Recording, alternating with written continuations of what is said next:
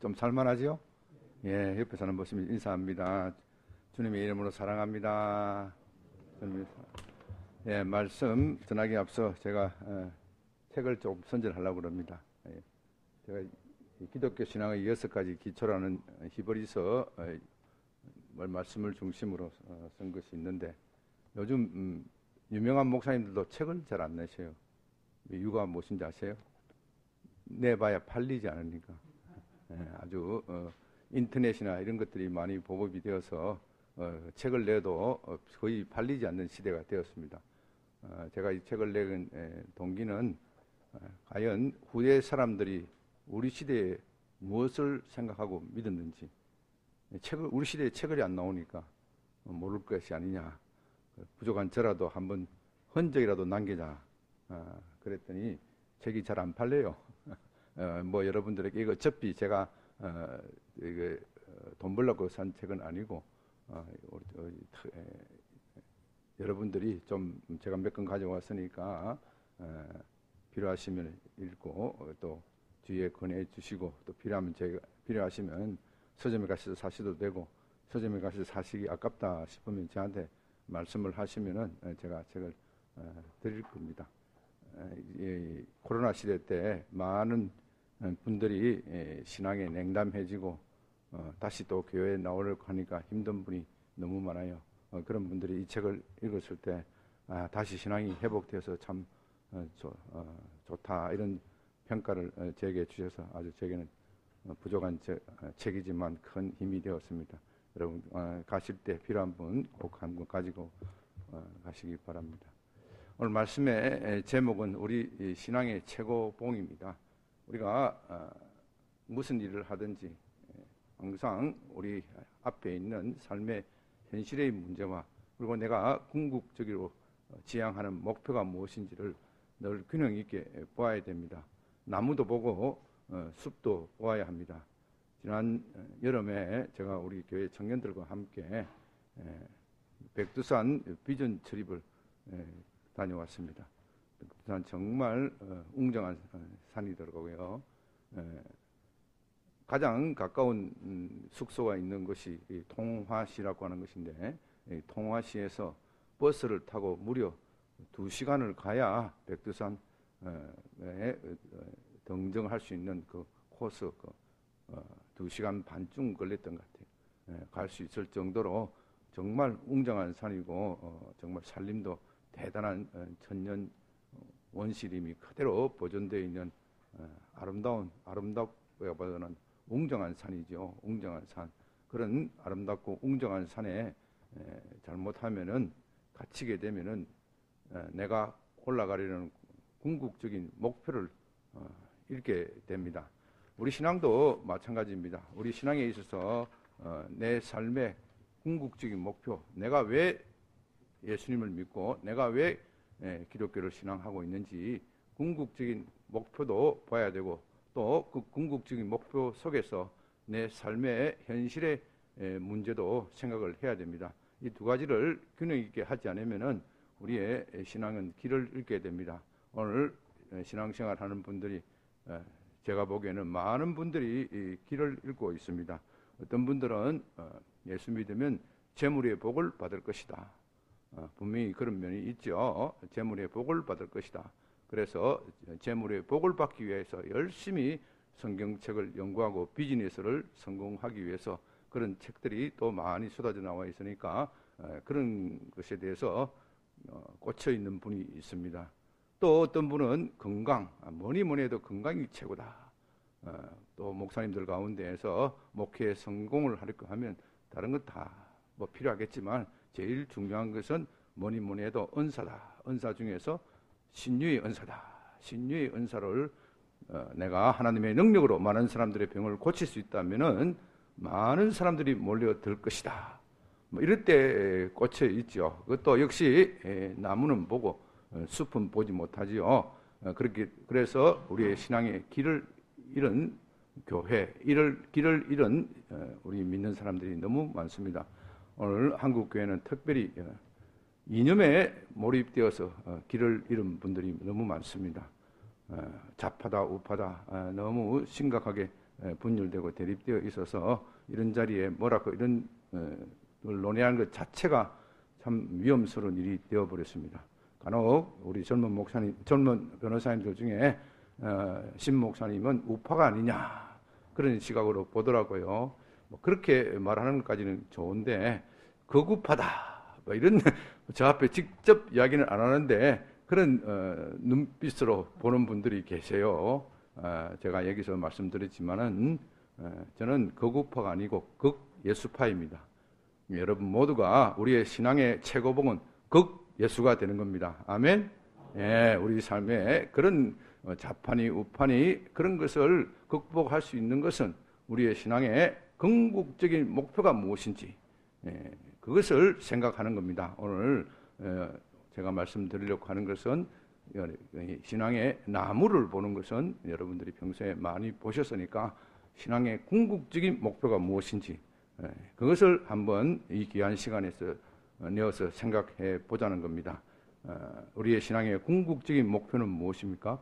오늘 요한복음 본문에서 우리 신앙의 궁극적인 목표에 대해서 분명히 제시하고 있습니다. 15장 7절 너희가 내 안에 거하고 내 말이 너희 안에 거하며 이것이 우리 신앙의 궁극적인 목표입니다.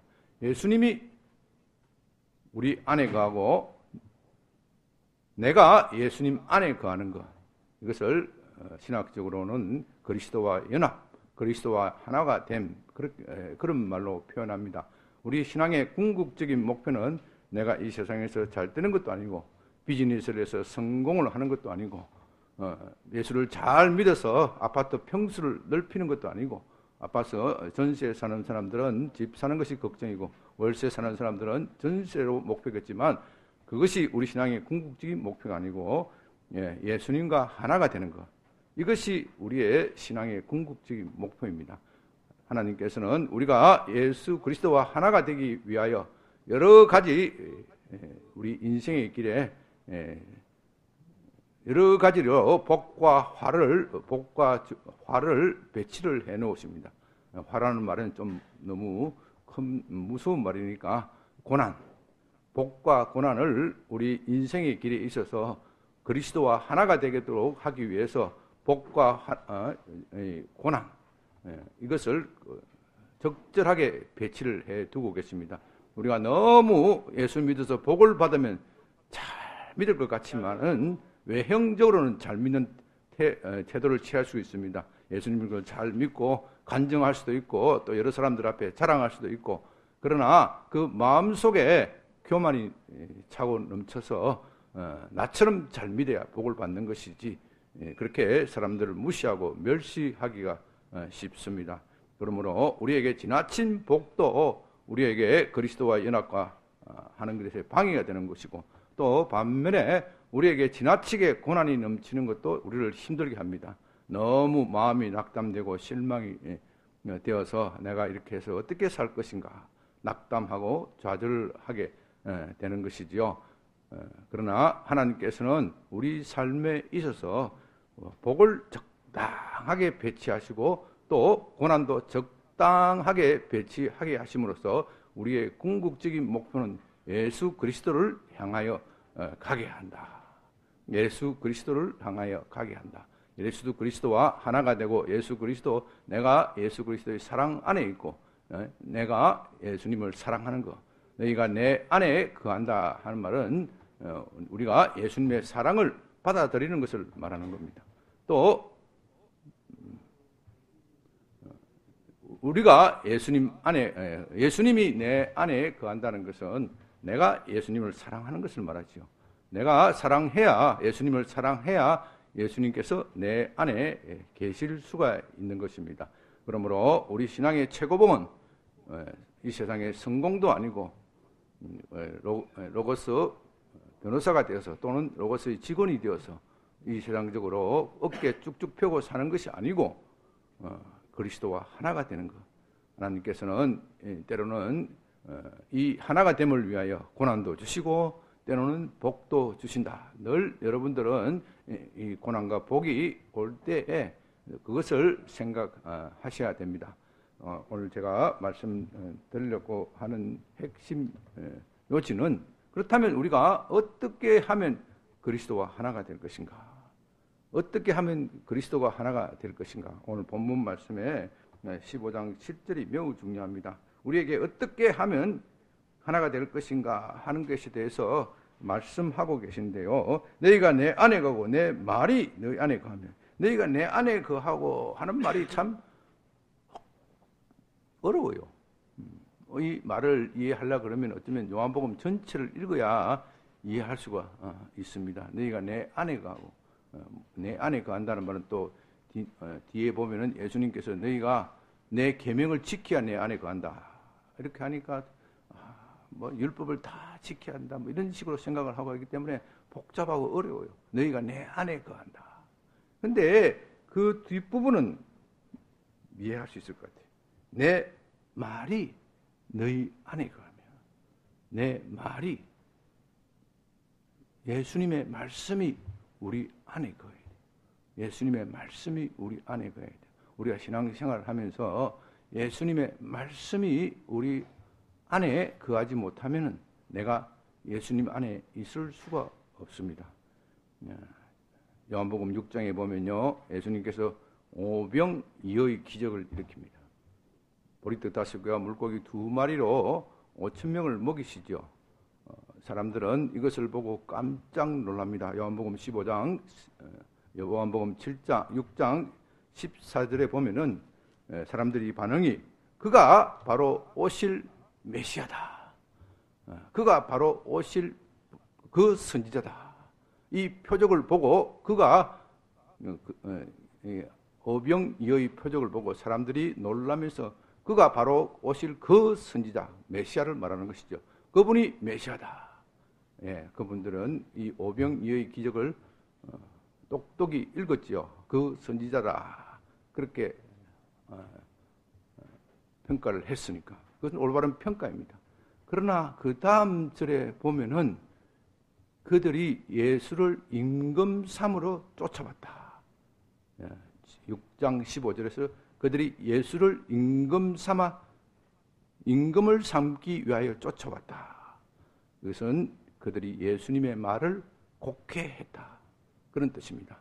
그러니까 예수님은 그들의 요구를 거절하시기 위해서 좀 이런 표현을 쓰면 좀 거칠지만 도망가 버리셨어요. 그 자리를 떠나버리시고 그들이 찾지 못하도록 혼자서 도망가 버리셨어요. 내가 이르려고 온 것이 아니다. 내가 이르려고 이 기적을 행한 것이 아니다.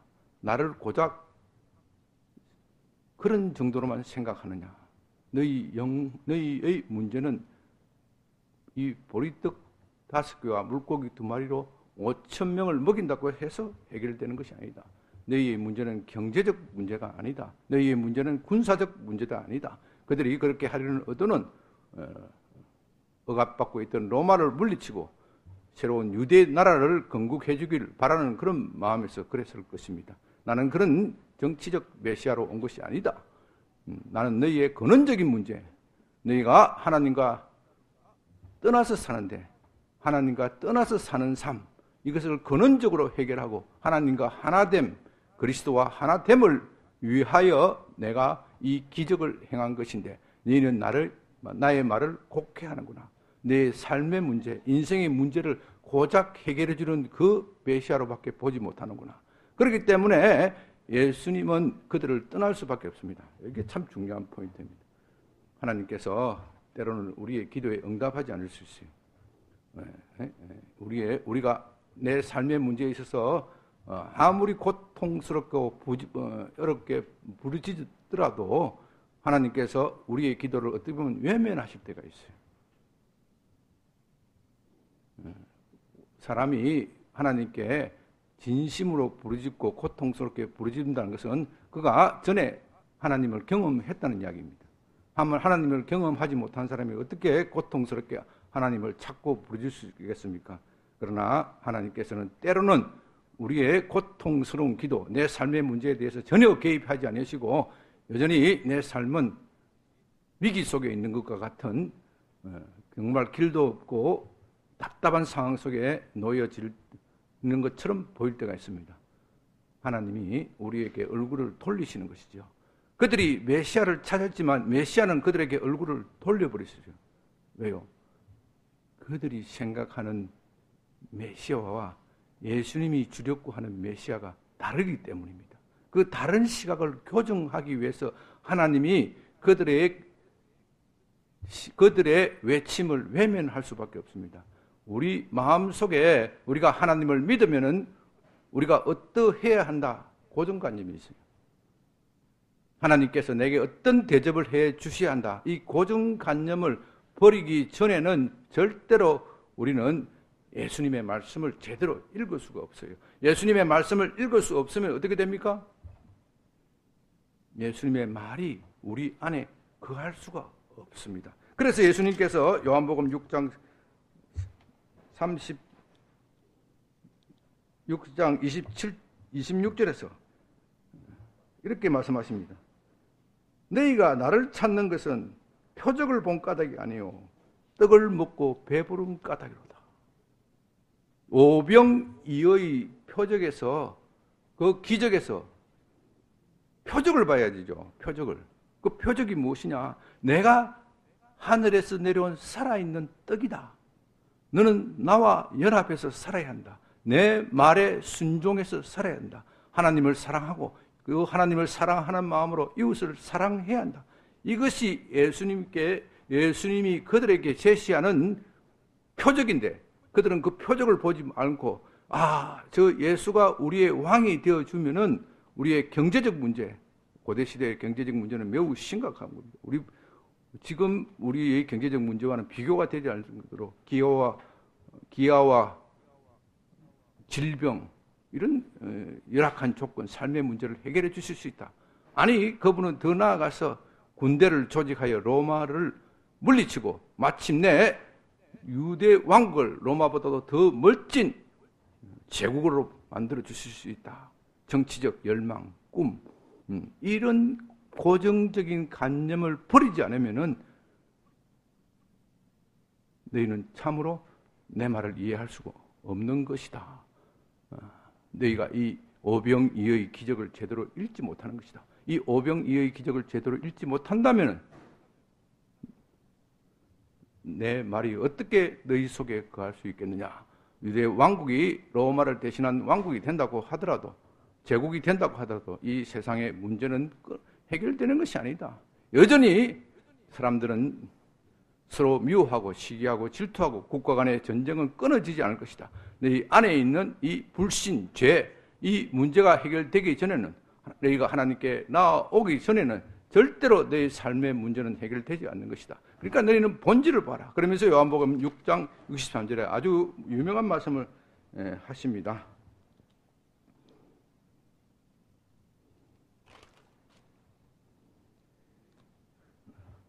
살리는 것은 영이니 육은 무익하니라. 살리는 것은 영이니 육은 무익하니라. 내 말이 영이요 생명이다. 너희가 지금 오병이어 기적을 보았지? 이 떡을 먹는다고 해서 너희가 사느냐? 아니다. 광야에서 만나를 먹은 사람들은 다 어디 가느냐?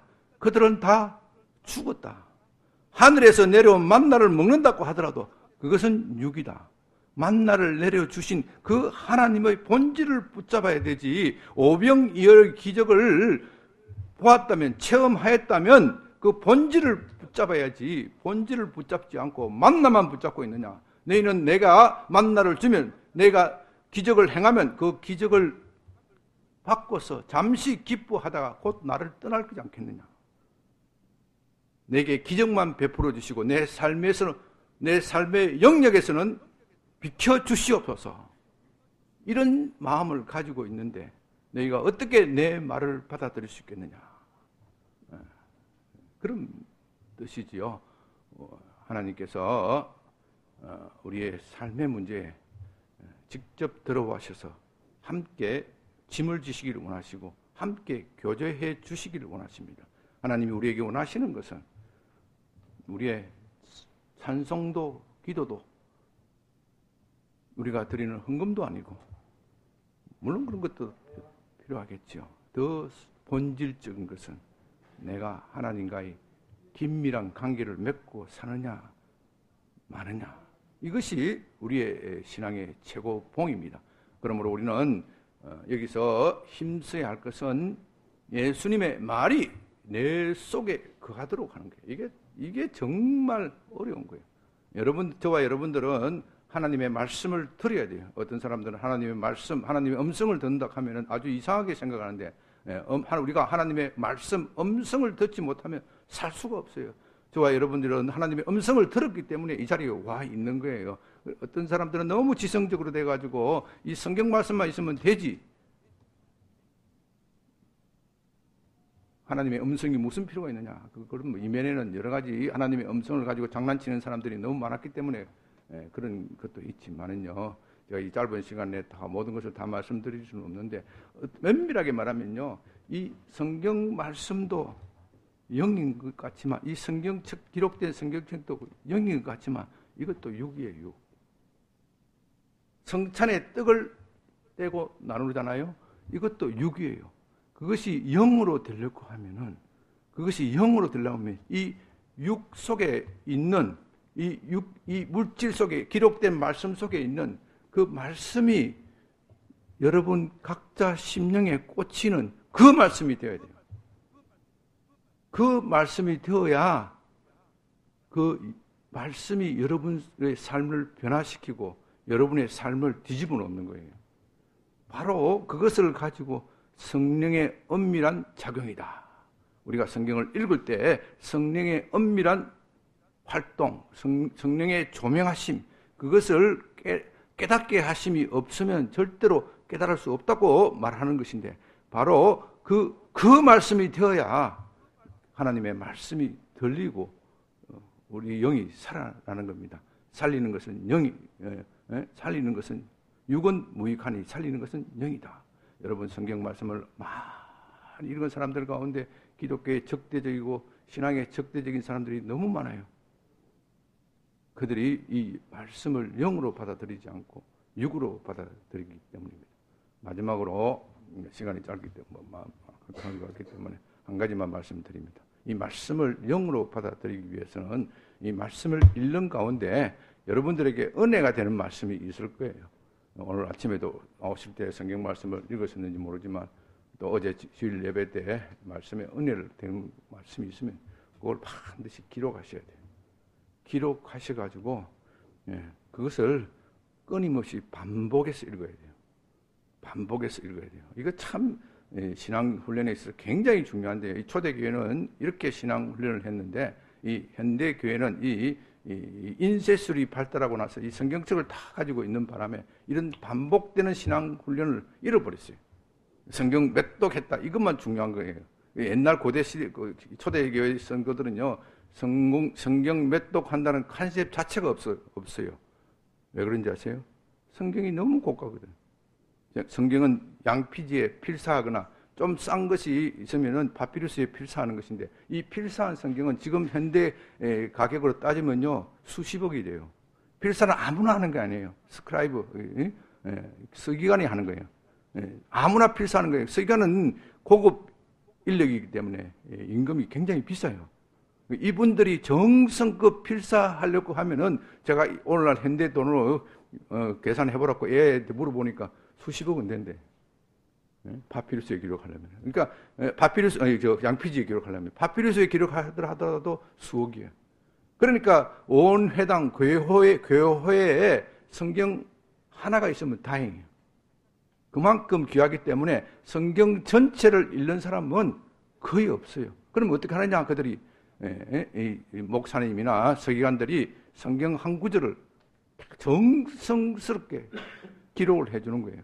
기록을 해주면 그게 가보야.